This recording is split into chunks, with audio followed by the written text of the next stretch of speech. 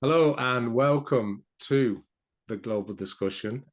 My name's Simon Hodgkins. I'm your host for today, and I'm delighted to be joined by Amanda Wallace. Amanda is the director at CDH Consultants Limited. We'll find out more about that in a minute, but Amanda, you're very welcome to the show today. Thank you. Thank you so much for having me, Simon. I'm delighted to be here. It's a pleasure. And let's jump straight into it. You've got an impressive journey. And I want to ask you, let's kick it off with what inspired you to maybe start CDH Consultants and the type of work that you're involved in now.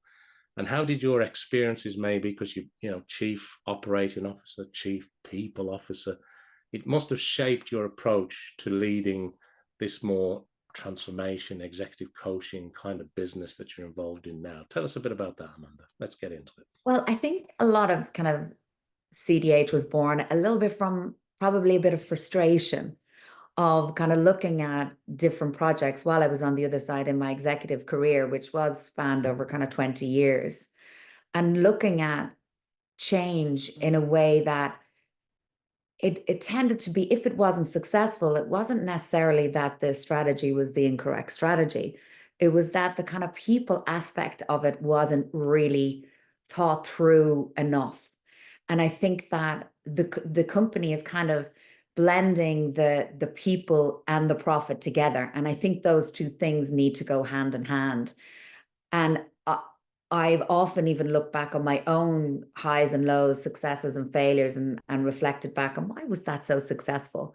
And it will generally be around some key principles and, very clear why we were doing the work, very clear vision, really taking the people into consideration, what they were doing. And then they kind of lifted the success for you. And where it wasn't going right was where politics got in the way, or rushing to get strategies in, trying to make things very technically, technical. Obviously, you have to get the technical and the process and the systems correct, but you've got to get the people running with that. And they're the like energy that pushes the transformation through, or the successful teams. So that was kind of where I was born from, and just understanding the value of the people and the power of that in any transformation. Yeah, I couldn't agree more. And I do remember seeing a post of yours about, or probably a couple of months ago now, maybe even longer, where you talked about if people think it's just politics, then Yeah. you're probably missing the point of leadership, right? Uh, Yeah. which I loved. And And I think that was born from probably, again, I say, oh, I don't get involved in politics. And what I've learned is that you've got to reframe that completely, Amanda. Like that it's really stakeholder management. You do need to understand what's going on in the organization, and it will tend to be people and understanding them and where they're coming from, what's their motivations, and that kind of in change management, that stakeholder piece is huge. And you've got to get in behind what people kind of dismiss as politics and reframe that into, well, how about we look at it more as stakeholder management? Let's see where everyone's coming from here. I'm not saying negative and toxic environments don't exist. Of course they do. But it's kind of about understanding it from, I like to do that because it makes me feel like okay, if I reframe that, then I actually can influence this. Where if I just write it off as something that's beyond or outside, then I don't have influence over it. yeah, makes perfect sense. And for those people that are not just listening to this in audio, but maybe watching this episode on video, behind Amanda, there's a great picture of the world, a great map of the world. My That brings map, me on to yes. my next question, Amanda, which is Mm. there's obviously a large range of industries, whether that's from tech, whether it's consulting, whether it's retail, financial. But across that world and across the sort of multicultural, diverse environment that we all work in today, probably more so than ever, there must be some common challenges that leaders face because we're all facing to some degree navigating complex change, particularly now, right? We've got this Mm. AI wave washing over us too. Yeah. But how are you actually addressing these issues with that sort of clarity and confidence? Well, I think first of all, like some of the problems that you will see consistently, regardless of what industry it is that there's a moving too quick. So what happens is that like you can even feel it now, the loads of talk about AI and it's going to change the world. Like I think the mistake that people make is moving too quick. I think the second, and I understand it because I've been on both sides of the table. I know, and part of my early success was that ability to drive energy, quick move, and my later, more considered older self is more, hold on, you can run into problems. People get excited when they get the approval, and it's nearly like, right, that budget signed off, go. And they're also under a bit of pressure, from their board or whatever to get things moving. But I think to really consider what you're doing, be really clear about where you're going, why you're going there. The second thing I would say is probably underestimating. These are kind of common threads, no matter where you are. Underestimating resistance. And I do think because we're people, we all think we're experts on people. Now, the really advanced, I suppose, very senior, very successful people, they know where they're very good at knowing where their weaknesses are. Or look, I don't do that. That's not me, but I value it and I need someone to come in and do this for me. So they know that. But I think that it's underestimating the whole resistance piece and probably misalignment in the leadership team. I would say Right. that they're the real three kind of consistents, regardless of industry. Yeah, That yeah. can, yeah, Well, thanks. Yeah, that makes sense too. And I suppose with AI, I mean, I see it every day. Some people working in organizations are being almost instructed, let's say at the C-suite level, to say, Mhm. let's get this AI thing moving. Come on, let's Yes, go. And then there's a gap, there's a lack, or they're not quite sure how they take things forward. But I also was talking to somebody recently who said, look, it's not just about the tech and the global awareness we all have of AI now. It's almost a cultural shift. It's a true transformation of how we think and how we do business. And it brings me on to my next thing, which is back to stakeholders, I suppose, or particularly leadership and management. When you're working with or supporting a leadership team, let's say, through that mm, kind of high stakes transformation, is there a typical approach that you follow, or is there a typical sort of way that you go about that? Because it sounds easy on paper, but it's quite tricky, right? And you're kind of hinting at that in your last answer. yeah, it is tricky. And there can be a lot of frustration, and a lot of people that are in transformation, whether they're technical experts as well, they're very, very sharp on this because they know what can happen if there is misalignment in the leadership teams. So they can see that straight away. This is going to be a problem. Now they'll probably proceed if they have a big, huge number beside it and their company is benefiting from it. But I think that the first thing I would do is understand where the leadership currently is. And there's a lot of being honest. And it, like obviously I have a methodology that I would go in and approach, but I would say in simple terms, find out where they currently are and really try to be honest about that. You're looking into the data that's currently in the organization, like what was changed, how was it managed previously, what was I think looking back historically as well, just to see how things have been, and then sitting individually with the leadership team, sitting with the leadership team together, and kind of looking at where are we now currently? So what's the current state? Where do we need to be? And what are the interventions that we're going to do to get from A to B before we can launch this? Because it is very important that that alignment is there and that clarity is there and that people feel safe and trusted. So I think that's the first thing is getting everybody onto the same page, um, and getting under the bonnet a little bit. Yeah, and I like that you talked about trust as well there, and safety, and bringing people along, because obviously you have C-suite expertise and Yeah. experience in your career.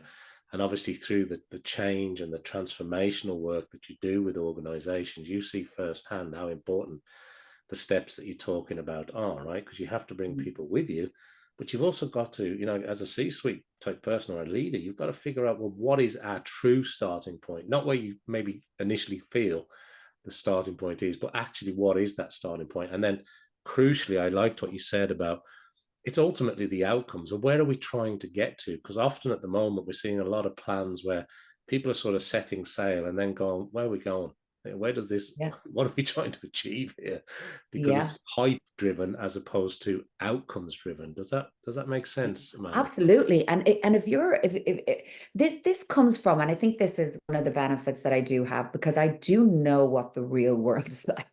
I do know what it's like to sit there and there's people, operating maybe not aligned and stuff like that. And I think the pressure that they're under to do things. But if you think about like the reasons transformations fail, a lot of it is there wasn't clarity. They didn't bring people in at the right time.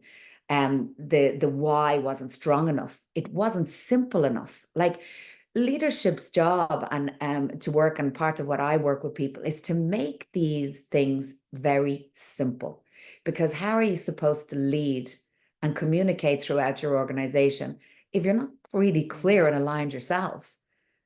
Like getting clarity around where you're going and simplifying that. Like I do think simplifying makes things more successful. Like if you can say, this is simply where we're going, this is why we're going there, and this is how we're gonna.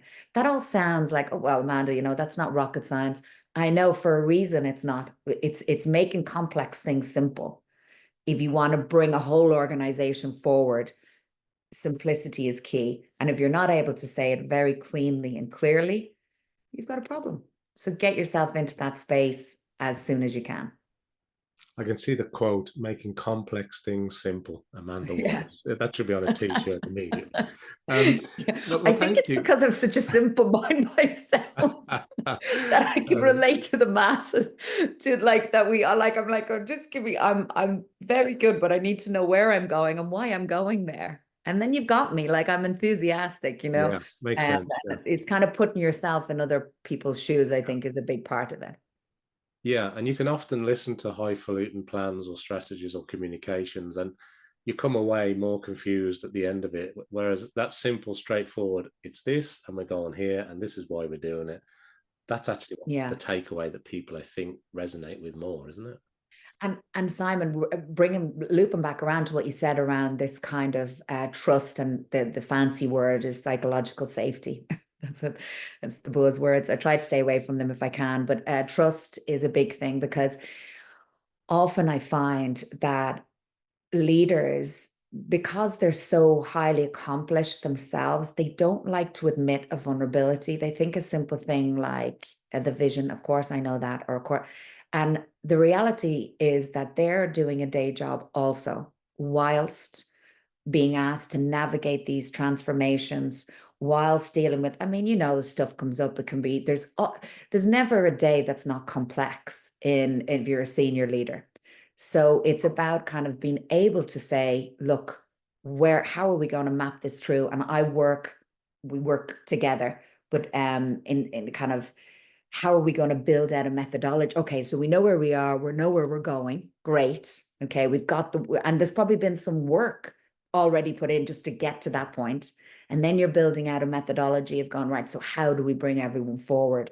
And where are the intervention points of where we're going to step in, and then support that leadership through this change. So Yeah, no. And look, you're obviously helping teams not just transform, but collaborate better together, yeah, right? And you've given us some nice ingredients so far. We've talked about trust, we've talked about making complex things simple, and we've yes, talked about the beginning, where they're starting from, where they're going to. But just to provide some value to people that are watching us or listening to us on our discussion here today, are there any other sort of key ingredients that spring to mind, especially maybe during organizational change, people leaving, new people being hired, a new C-suite guy, girl coming in, person who wants to do things a little bit differently. What about some of the key ingredients that help people, help high performing teams operate better? Is there anything else that we're missing or that I'm not asking you, Amanda, that you think, look, Yeah, there's also I these think elements side?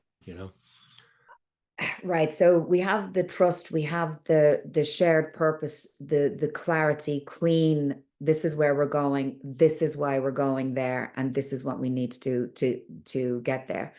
I do think bringing people in as early as possible and have them part of it is very critical to the success of these transformation projects. So you will have, so if you look at it, right, we talked about stakeholder analysis, right? So you want to look at, right, what are the key stakeholders here in this change? Who is going to be the key influencers? And they won't always be leadership. You've got to identify there's always people and organizations that have massive influence, but not high power. Who are they? And how do you bring them in to help you to push this forward, to get that energy behind, because people trust them and they need to be brought in. So that's kind of like looking at these stakeholders, like they often call them champions and stuff like that. But I don't think there's enough time put into those champion selections, because there is people, if you go into organizations, and sometimes they might be the ones who speak up a lot, they might be a bit challenging, but you need them. They're connected and they understand what's going on the ground, and there can be great sources if they get behind you and they believe in the project. A very kind of value-based people, like you want them in with you. I think that's very important. And I think also looking at, let's step back here and see who's impacted here. What's the impact analysis? And that all that means is saying, like, right now, I think there's a lot of fear and uncertainty in the workforce.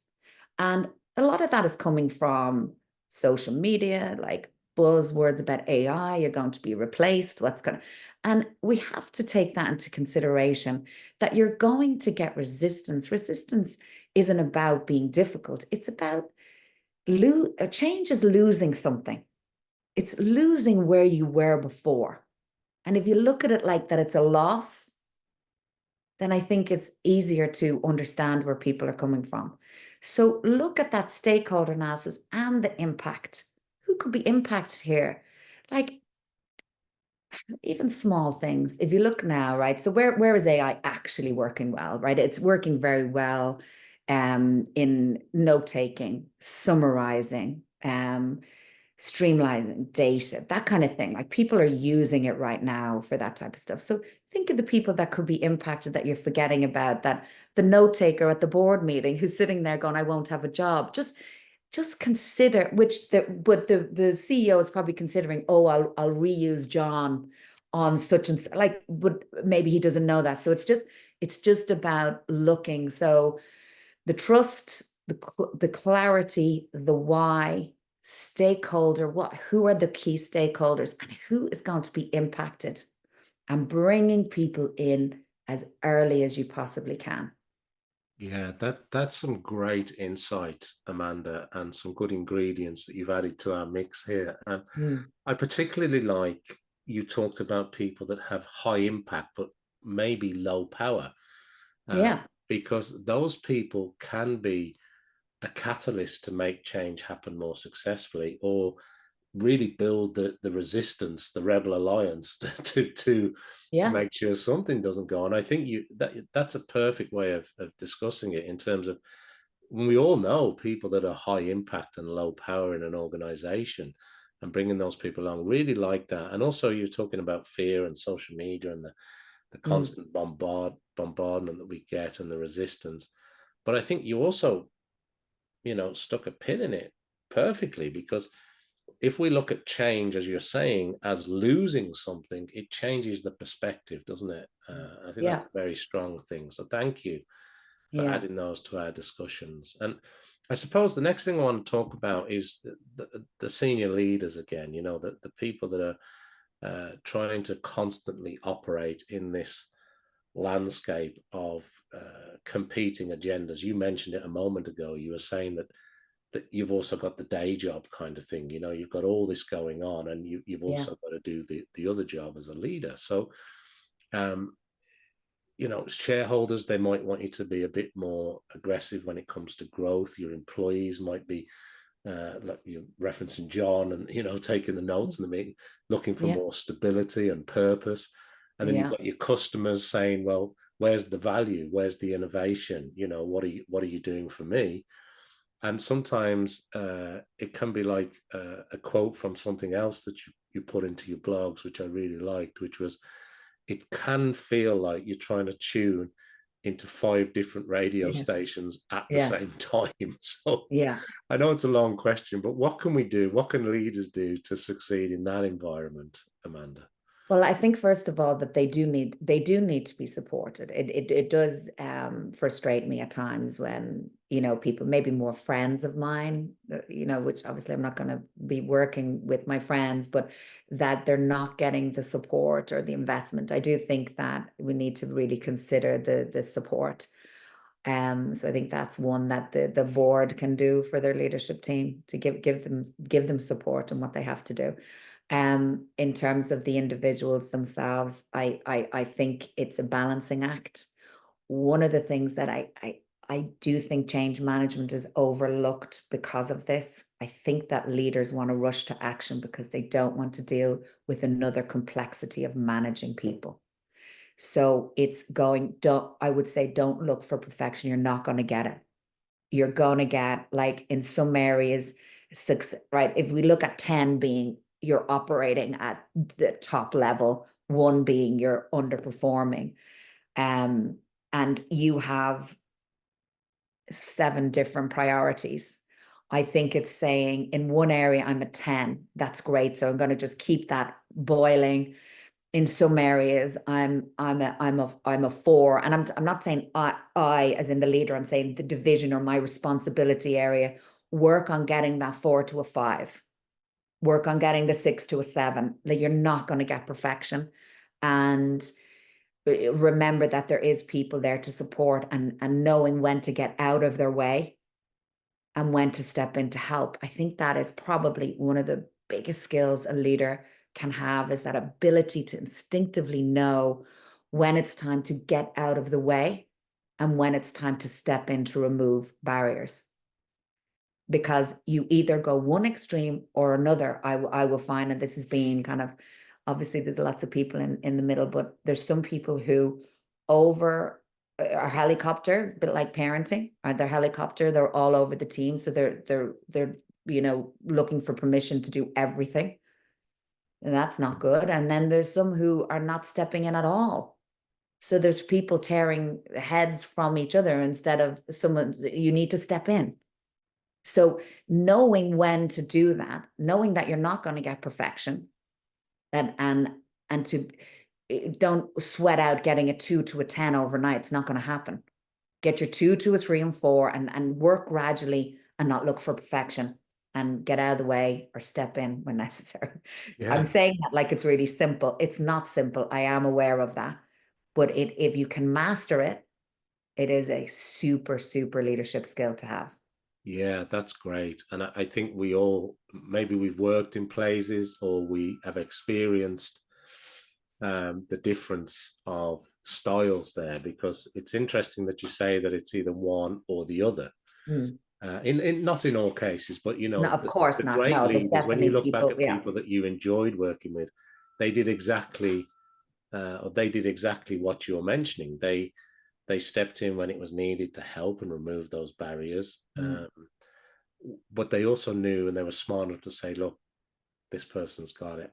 They can do this. I need to get out of the way here. And I think that's equally important. It's sort of that sort of flex between micromanaging, which I know a lot of people don't like, and being the absent manager or the absent leader, which is also debilitating in some areas too. So that's Yeah. a real good thing for leaders to focus on, right? Yeah. It leads a little bit into culture as well, you see. Yeah. That leads Well, into culture. What kind of organization are you in? What's the yeah. unsaid, the how we do things around here.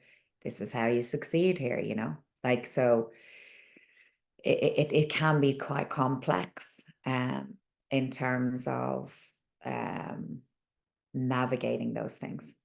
Well, let me ask you, because I want to squeeze in one more question before we run out of time, Amanda. And Yes. maybe we can weave a bit of culture into our thinking here, because I wanted to ask you about the not too distant future. You know, as we all look ahead, at the time of recording, we've got a new calendar year beginning very soon.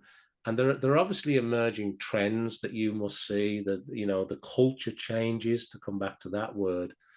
And there are shifts, right, that happen all the time. So is there anything on your radar, or are you seeing anything at the moment, or are you predicting anything for the not too distant future about what things are going to impact or significantly impact how organizations manage change or invest in leadership over the next number of years? Is there anything that sort of Y- springs to mind when I ask you Yeah, that? I think the kind of technology piece is probably going to flatten structures a little bit more. One of the things that I don't think the AI is going to save the world at all. I think it's going to make things a lot more efficient. I think one of the real benefits from it is let's start leading with real data. And I think AI can give us that.